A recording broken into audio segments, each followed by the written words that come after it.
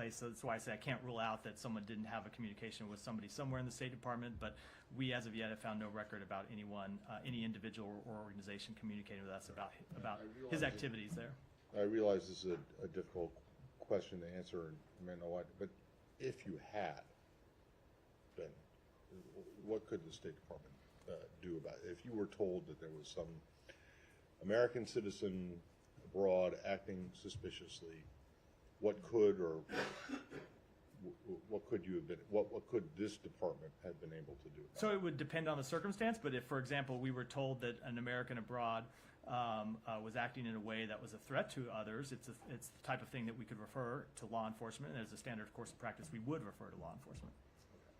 All right, and then the second thing, which is not on Lebanon, is you've seen that the chairman of the House Foreign Affairs Committee has postponed the hearing or the meeting that they were going to have on a contempt citation for the secretary from today, while the secretary is in Egypt or was in Egypt and is now in Paris, until Tuesday, when I presume, but please let us know, that he's aware that the secretary will be in New York on Tuesday, and that the time of the hearing, which is scheduled for 10 a.m. on Tuesday, is literally like 20 minutes before President Biden is supposed to speak at the General Assembly.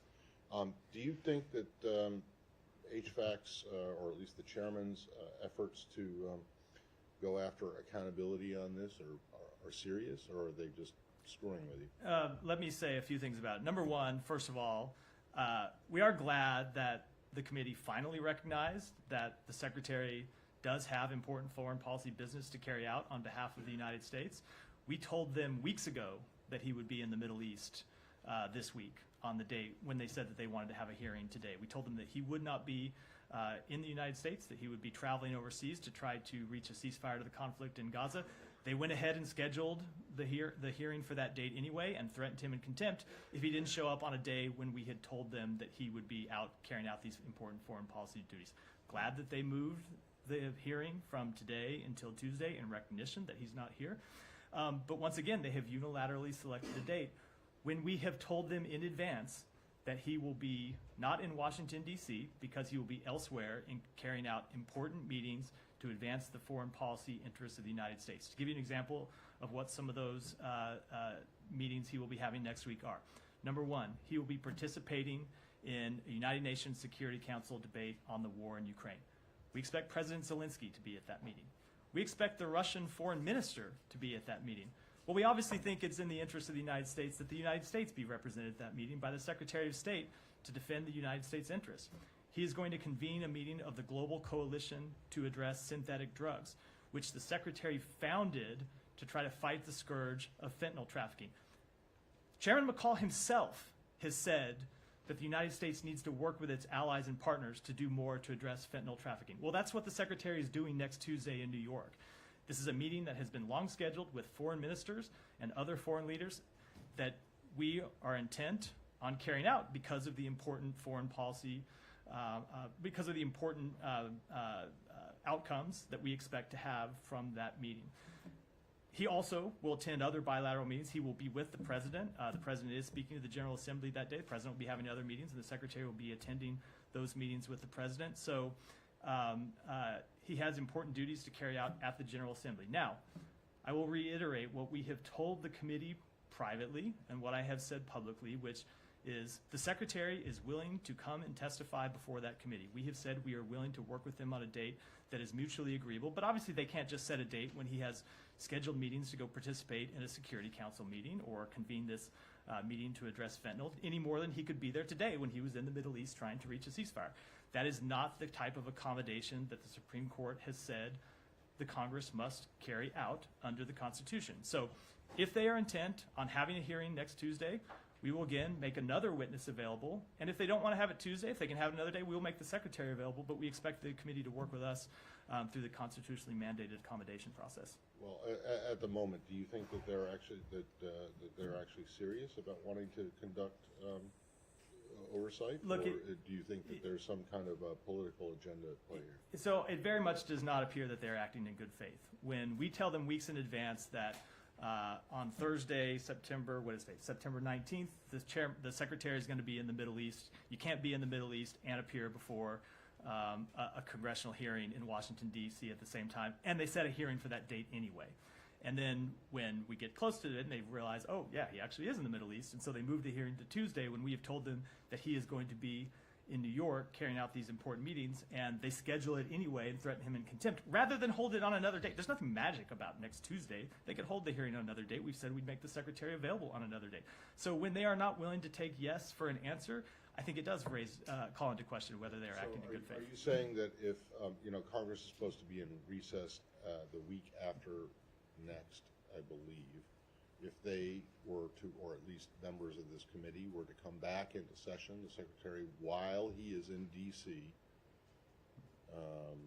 before any other potential travel that's coming up in the second week of October, that he would be willing to appear? So I'm not going to negotiate a date in public. That's what we can do. No, I just, but the idea is I that totally- they have raised is that, well, we're going to be in recess. Congress has raised we're going to be in recess.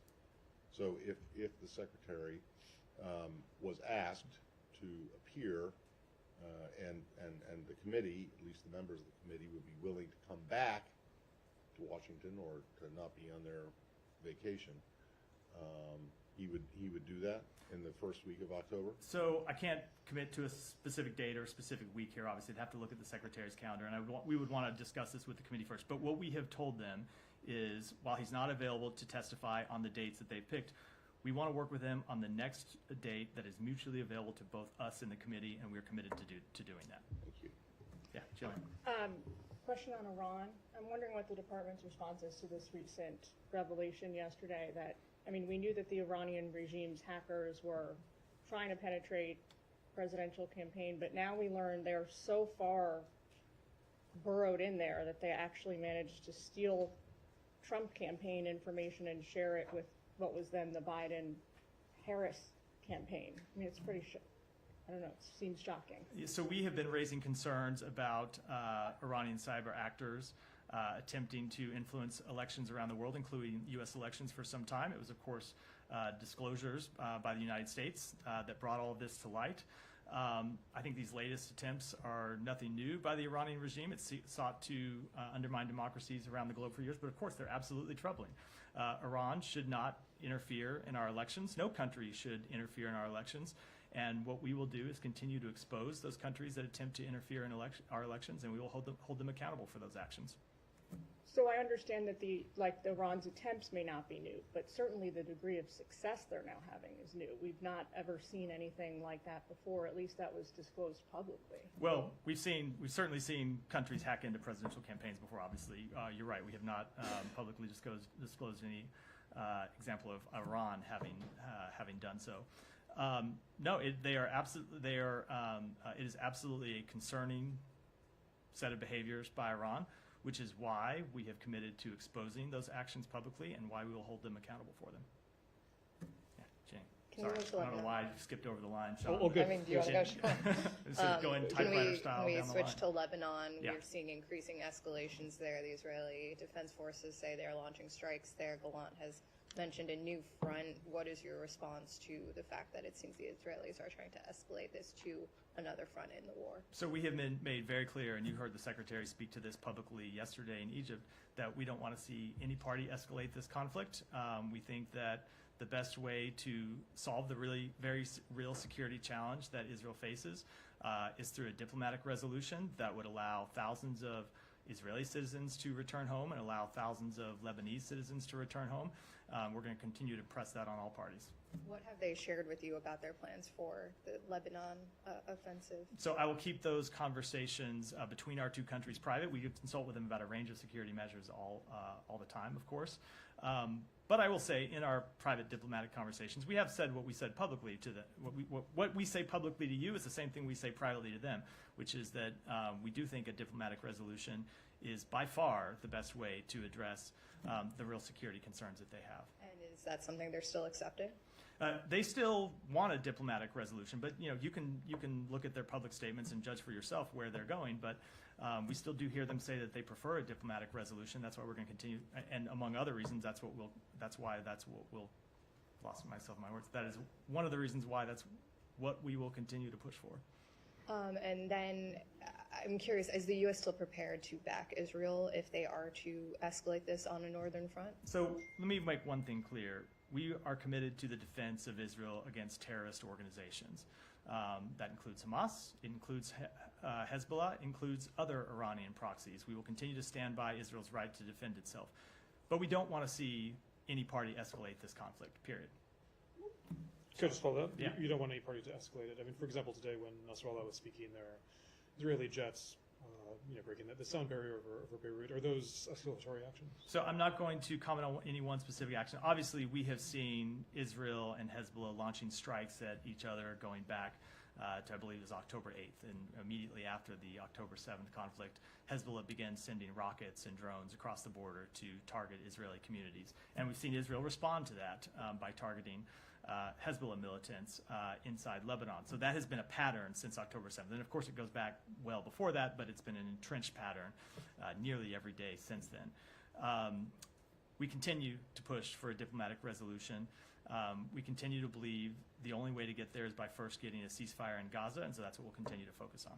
I mean, when just taking a step back, perhaps, when you're saying you want de-escalation, how dangerous is it right now in Lebanon? I mean, what we've seen in recent days, what's the level of concern? It continues to be a very dangerous situation. Now, look, it has been a dangerous situation since October 7th. As I just said in my previous answer, you've seen Hezbollah launching terrorist attacks against Israel nearly every day since October 7th. So it has been a dangerous situation, and the risk of escalation has been high, and there have been a number of points where the risk of escalation has been especially high, and that risk has receded, never gone away, but receded. And so we will continue to push to try to calm tensions, to try to urge all parties to de-escalate, and try to get to a place eventually where we can push for a diplomatic resolution. Just two more, if you don't mind. This, of course, happened. I think we've asked this before, but it's worth repeating. Amos Hochstein was there just recently. I realize he doesn't work at the State Department, but he is a U.S. envoy. What does this go? Does this contradict all the messages he's trying to send about de-escalation, about having a diplomatic solution when this came right after his visit? So I will let every party speak for themselves. I will speak on behalf of the United States and say that, of course, we want all parties to de-escalate. We'll leave it at that. Just one final thought. Again, about the nature of these explosions, the walkie-talkies, the pagers. Were these legitimate targets? Obviously, Hezbollah people appear to be targeted, but they're also not just reports, but there are accounts of children being killed, for example. Is this a legitimate form of warfare? So without commenting on these specific incidents, because we are still gathering information, as a general principle, we do believe it is an appropriate practice for any country to defend itself by fighting terrorist organizations and terrorists that attack and are committed to attacking that country. But of course, civilians are never a legitimate target in any type of military or other operation. Would you see them as targeted in this? I don't have any further comment on the incident at all.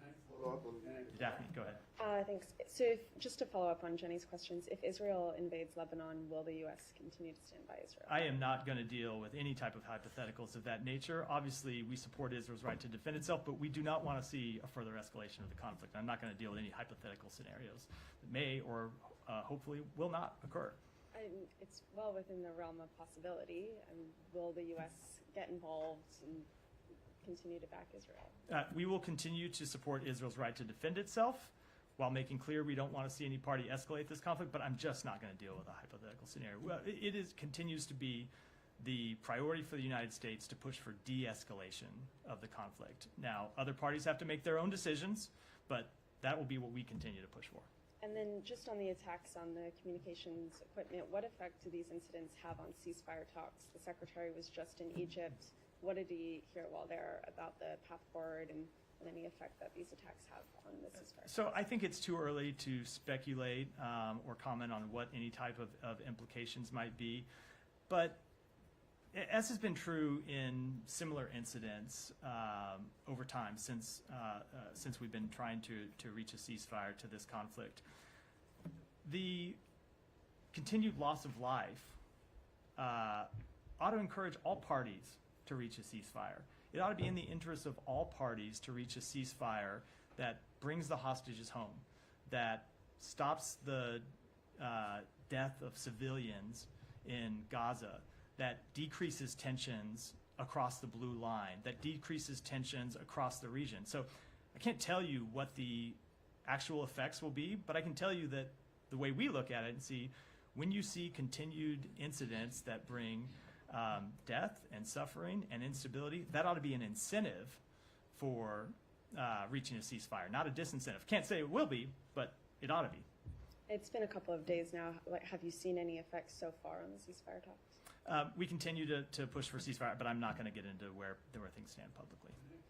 Quickly Yeah, ask, go ahead. there was reportedly another ceasefire proposal presented to the U.S. by Gal Hirsch in the Prime Minister's office, and all in all, which offered Sinwar, exile opportunities. What does the U.S. make of this? Do you think that's an actual realistic plan? I don't think it's productive for me to comment on it publicly. I will say what you've heard us say before. We continue to push for a ceasefire. It continues to be our top priority when it comes to this conflict. The Secretary was engaged in these conversations yesterday with the President of Egypt and the Foreign Minister of Egypt.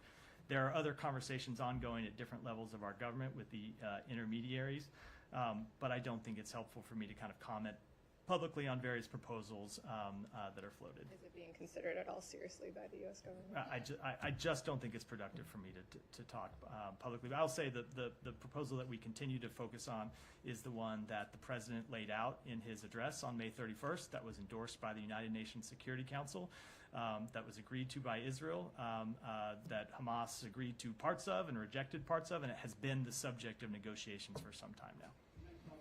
So, go ahead.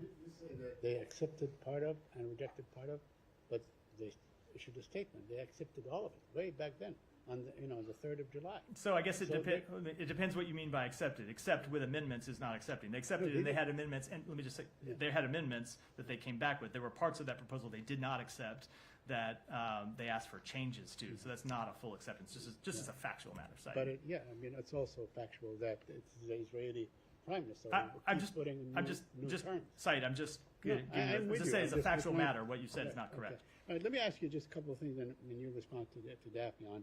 Now, U.S. officials don't believe that Israel is preparing to invade Lebanon. You don't believe that Israel will invade Lebanon? So I don't know where you got that assessment from. I'm not making any public assessment. Okay. Some are saying that they Some don't are believe saying, the mythical. I never like to reply to the mythical some are saying. Okay. If you have a specific thing to refer to, I'm happy to. Okay. Well, they're Otherwise, I'll saying speak that, to what the State Department believes and what the State Okay, Department let is me doing. then, deal with this from a different point. Do you believe that Israel is preparing to invade Lebanon?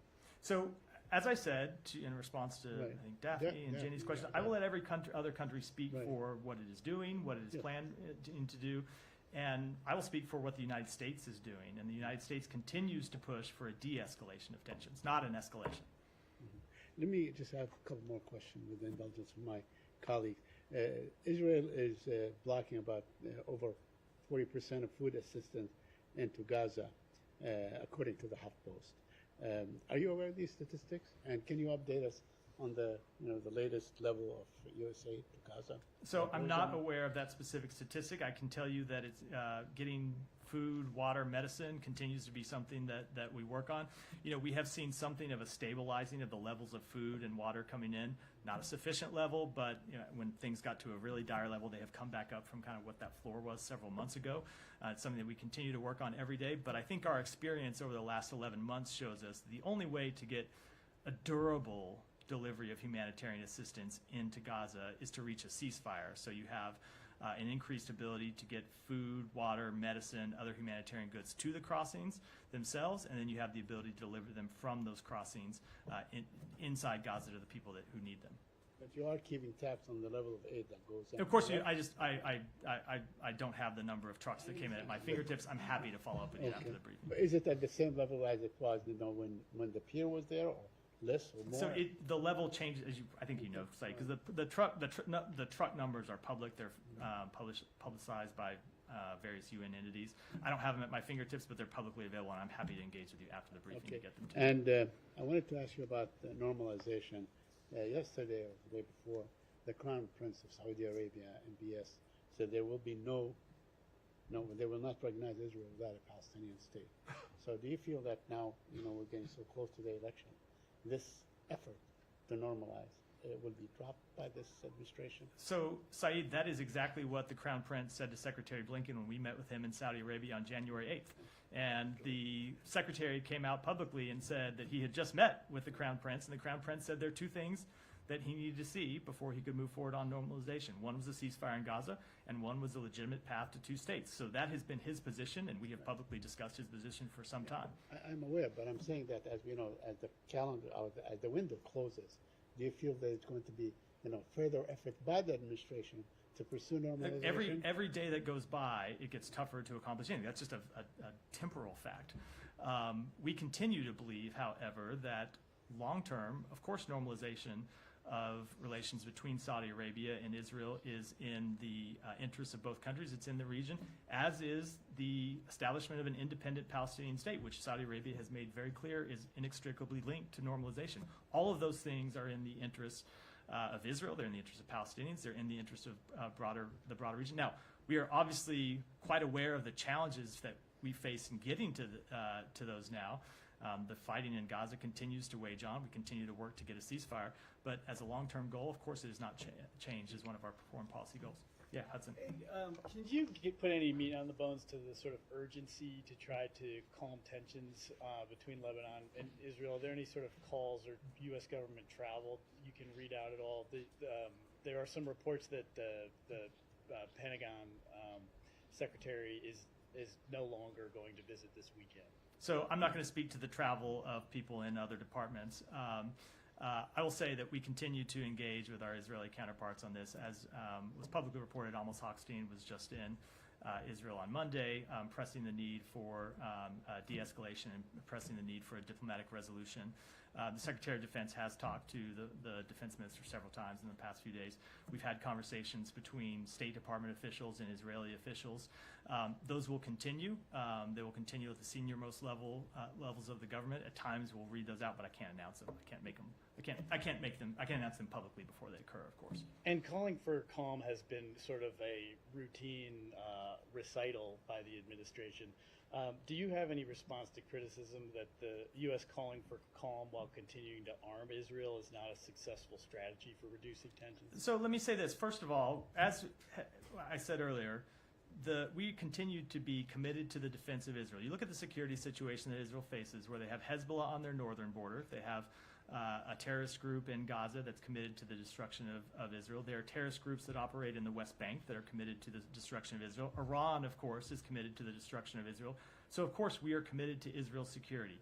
By the way, we are required by statute to guarantee that that Israel has a qualitative military edge over rivals in the region. It's not a discretionary question. It is a statutory requirement. And it is one that we are committed to. So there is also an important deterrent effect to the United States continuing to send a message to Israel's adversaries that if they attack Israel, we will defend it. And that's a message that we will continue to send loud and clear. It just seems like when the U.S. is visiting in the region, there are escalations that happen, sometimes by Israel's enemies, oftentimes by Israel, that seem to catch U.S. officials by surprise. And it would seem to raise questions about the competency of U.S. policy. So first of all, I don't think the calendar exactly lines up, only because there are various escalations that happen in this conflict, not on a daily basis, but pretty regular basis, and there are U.S. officials traveling on a pretty regular basis. So when you have U.S. officials in a region that is by its nature volatile, where there are actions happening all the time, of course there's going to be some overlap, but oftentimes there's not overlap. So I think you're drawing an inference that I think in college I was taught was correlation, not causation.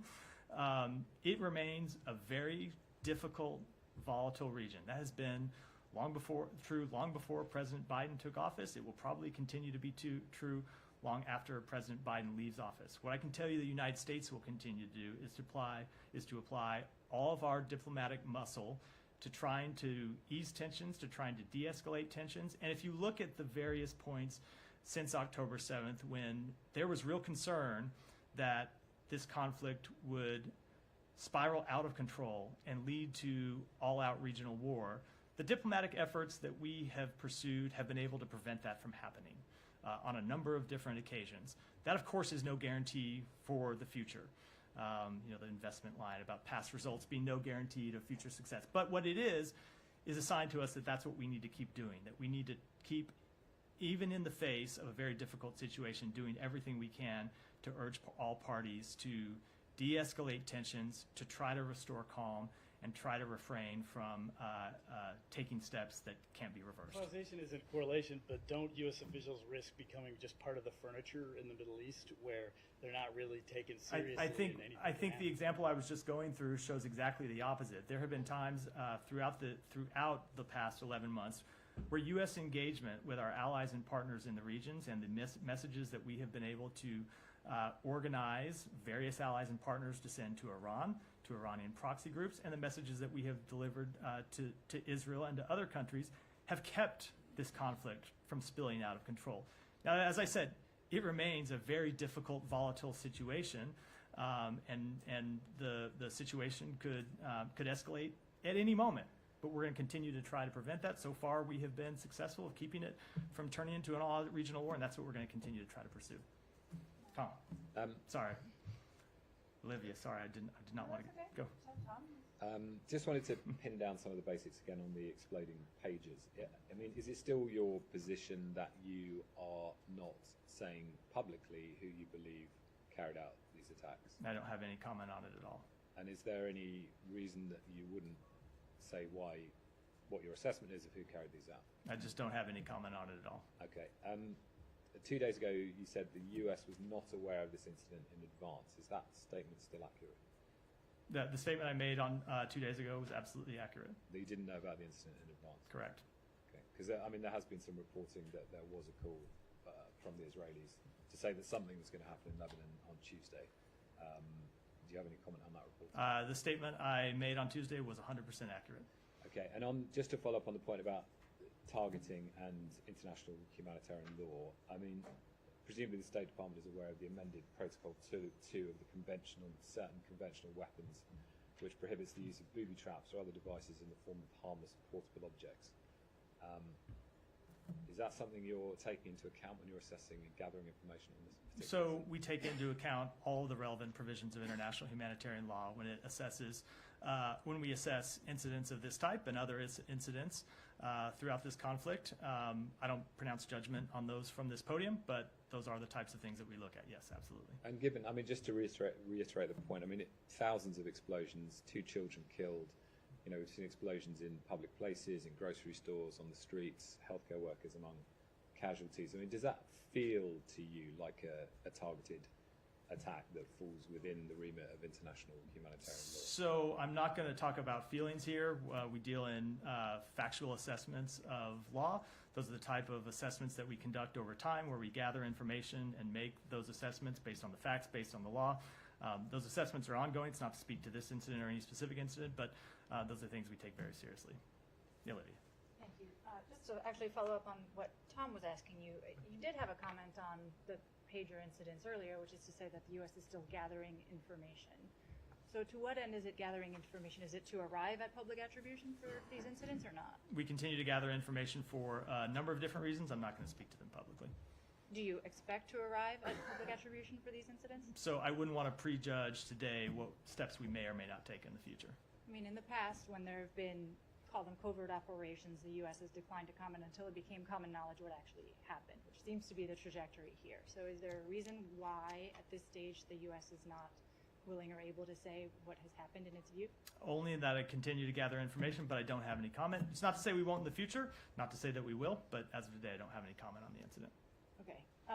Why is it too soon to tell whether or how these incidents may have affected ceasefire talks in Gaza? Have you not heard from other parties, whether Hamas, the Egyptians, or the Qataris, that it was at least counterproductive to the facilitation of these talks? So I won't get into our private diplomatic conversations, but oftentimes when you have a big incident in the region, this has been true throughout these talks, it does take a few days for the proverbial dust to settle to see where things are going to shake out. So at this point, it would be speculation for me to try to judge how it will impact the talks, especially as you know, we've said this before, oftentimes communications with Hamas are difficult, they take time.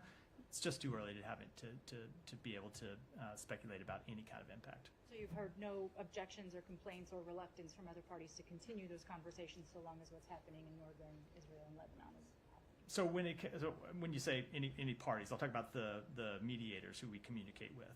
No, there has been no reluctance to continue to work to try and get a ceasefire from any of the mediators that we're working with on this arrangement. Okay, and the expectation that a bridging proposal may come, I mean, U.S. officials have been saying it could come sort of any day for the past several weeks.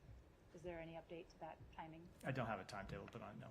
Does the Israeli government agree with the U.S. that the only way to settle or to arrive at sort of a calmer situation in the north is by arriving at a ceasefire related to Gaza first? So they should speak to that publicly, and I know that they have. I'm not going to speak on their behalf. Well, is it based on? I mean, you your can look at their understanding public of this statements. They have conversation? said they have said many times that they could reach it through a diplomatic solution, military solution. But to elaborate on that, that's a question you should ask them. Okay, but I mean, based on your conversations, diplomatic engagements with the Israelis, is it the U.S.'s view that is how they are proceeding? So I'm again not going to talk about their view. They have talked about this publicly, and at times you have heard various officials from the Israeli government come out and say that they prefer a diplomatic solution, but that they are ready for a military solution if they can't reach a diplomatic solution. I don't believe they ever put a time to it, but they said that publicly a number of times. They said it privately to us on a number of occasions too. I cannot speak for what decisions that they are going to make. Obviously, those are decisions that they will make, and they can speak to them. I can speak to what we have said to them, and is what I have said to you, and what the Secretary has said publicly, and the President on down, that we continue to believe a diplomatic resolution is the best way to ensure both short-term peace and security for Israel and the tens of thousands of Israeli citizens that have been displaced, and also long-term stability. A diplomatic resolution writ large. I'm asking specifically about the sequencing that a Gaza ceasefire must come first before anything can be So extended. the issue there is that you have heard the head of Hezbollah say quite publicly, as recently as today, that there will be no calm, there will be no cessation of the terrorist attacks against Israel until there is a ceasefire in Gaza. So it's not really an Israeli assessment. It is the fact that Hezbollah has made clear there won't be any end to the terrorist attacks against Israel until there's a ceasefire in Gaza. But it's the U.S. taking Hezbollah at its word that At its it word, will and not. at its word, and at the precedent of the last 11 months, right, where they've continued its daily attacks. Okay. Well, So I would say other than when there was the week-long pause in hostilities last November. Other than that, they've continued near daily attacks, I should say. right. But as you've made the point before, public statements can be different from private assessments. So In this case, the public statements have matched the public actions. So one more question, sorry, about Iran and whether the U.S. has an understanding based on diplomatic, direct or indirect interactions, whether there is a heightened risk of retaliation from Iran given its ambassador to Lebanon was injured as part of these incidents. I wouldn't want to speculate on what actions Iran might take. We have always made clear to Iran throughout this conflict that it should not take any actions to escalate the conflict, and if it attacks Israel, we will defend Israel.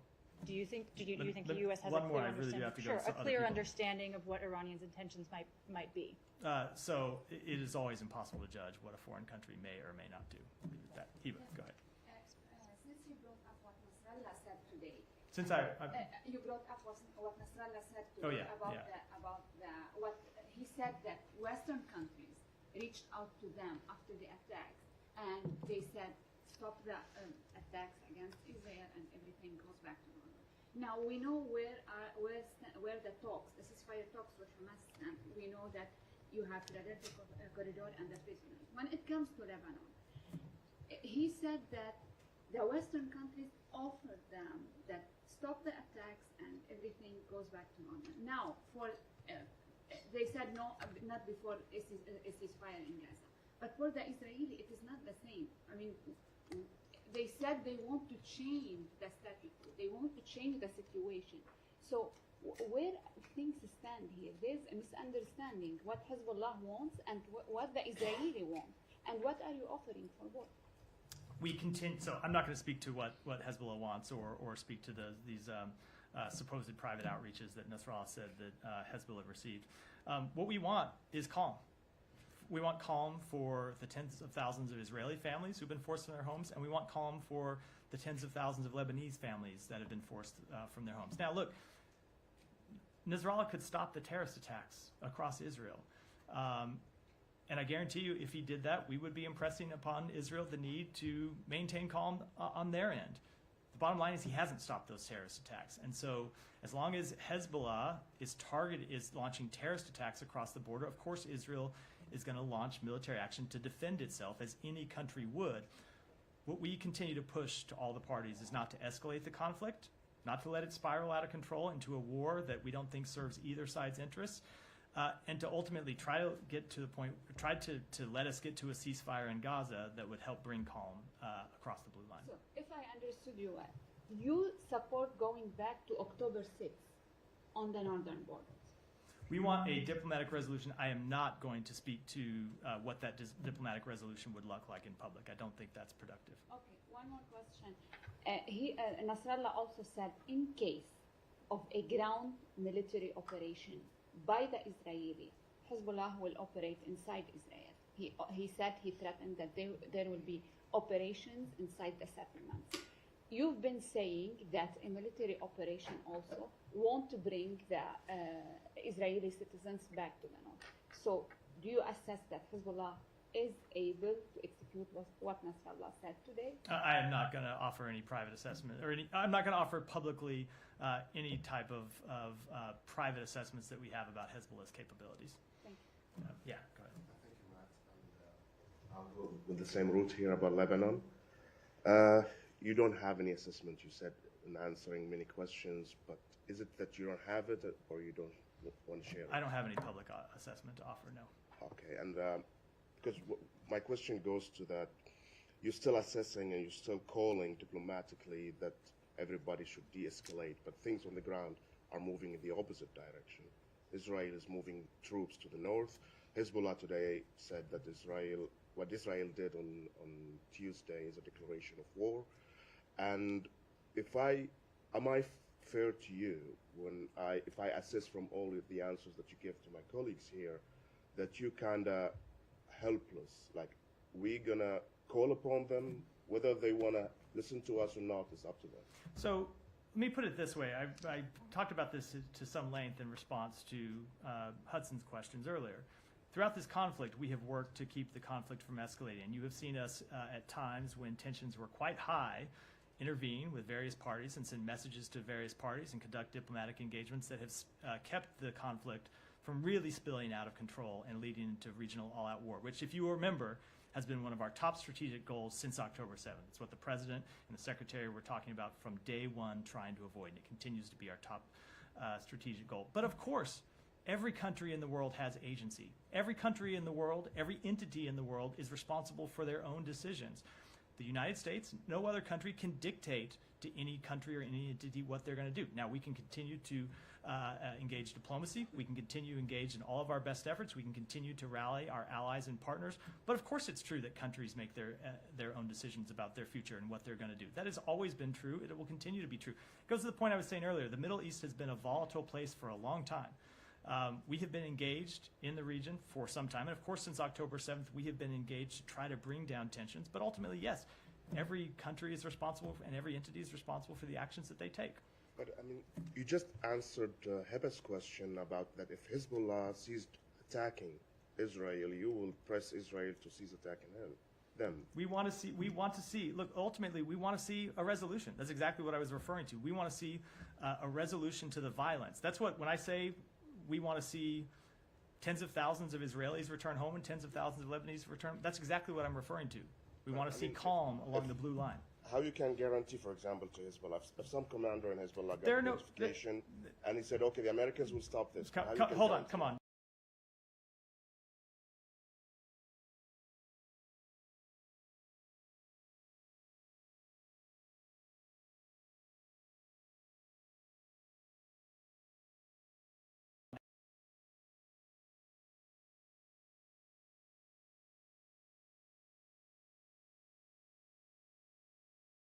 But that's what we're engaged in trying to do.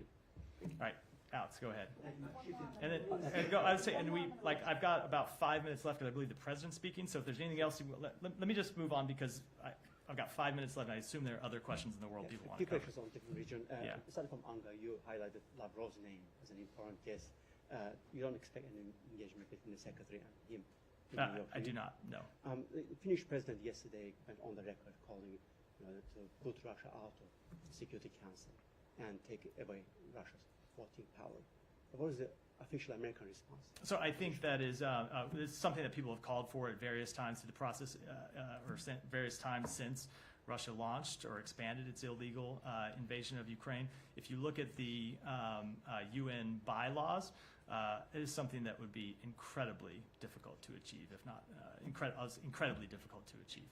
About you, if it was possible. We are focused on things that are possible, not things that are not. South Caucasus, Armenia yesterday announced that they apparently managed to, stop a Russian plot against Armenian current prime minister and his office. So they were trying to stage a coup in Armenia. Are you very aware of that plot, and do you have any reaction? Is Armenia, how vulnerable has Armenia been throughout this time? So we have seen, of course, and have spoken publicly to a number of actions that Russia has taken to try and destabilize its neighbors, to try and destabilize countries across Europe. We will continue to expose those plots when appropriate, as you saw the Secretary do last Friday when he talked about a Russian plot to interfere in the Moldovan election. We will continue to inform our allies and partners about those plots when appropriate. Sometimes we do it privately and not publicly, and we will continue to work with our allies and partners to hold Russia accountable for its actions. Thank you. On Georgia, we've been discussing Georgia's Russian law multiple times, but there's another piece of legislation, a copycat piece of legislation from Moscow, which is called family values law, and we have already seen that they passed it, and there's also real life consequences. There's a transgender was murdered, found murdered 2 days ago. Do you have any reaction? So I know that they passed that law. I believe it has not been fully enacted into law, and there are questions about the ultimate status of the legislation and whether it will become law or not. But look, as we have been saying for months, that Georgia has been moving away from its stated desire and the evident desire of its people for Euro-Atlantic integration through anti-democratic actions, through crackdown on vulnerable and marginalized people, and this law is very much in keeping with that. Finally, from me, some of us yesterday covered the signing of U.S.-Serbian energy agreement, and you guys called it strategic partnership. And hours after that, Serbia and Russia announced that they're going to have next week energy dialogue. Is the quote-unquote strategic partnership phrase overused here? Is the what phrase? Have you guys overused strategic partnership when no. it comes to energy? No. Go ahead. Yeah, I have a follow-up on Ukraine. A few hours ago, the European Union approved the resolution for the European weapons to be used finally on Russia territories. Not all states, such as Italy, approved that resolution. What was the first reaction from the Department of State to this news about the use of European weapons in Russia? And then I have a follow-up. Sure. So this is something that we have been discussing with our allies and partners for some time. You have seen some European countries allow their weapons to be used on Russian soil, targeting Russian interests that are engaged in attacks against Ukraine. Just across the border, we of course have allowed U.S. weapons to be used in those attacks. As for when it comes to every country, they of course have to make their own decisions about how they are going to allow any weapons that they provide to Ukraine to be used, and those are conversations we'll continue to have with our allies and partners. This decision will impact the decision from the U.S. To allow Ukraine to use the long range, because not all European states agree to use NATO weapons in Russia. I just don't have any further comment other than that it's an issue we'll continue to discuss with our allies and partners. Let me do one more, and then I do have to break because I believe the president's giving a speech. Thank you, and sorry to double back to Lebanon and the timing here, but I know what you said about what the U.S. was aware of or not aware of in this case ahead of the pager explosions, but about a day later there was another wave of explosions, this time the larger radio devices. Did the U.S. have any idea that that was going to happen ahead of time? We were not involved in that operation in any way, shape, or form, and I'll leave it at that. So no awareness, or you would say whether you were aware? We were not involved in the operation. And with that, I have to break for today. Thanks, everyone.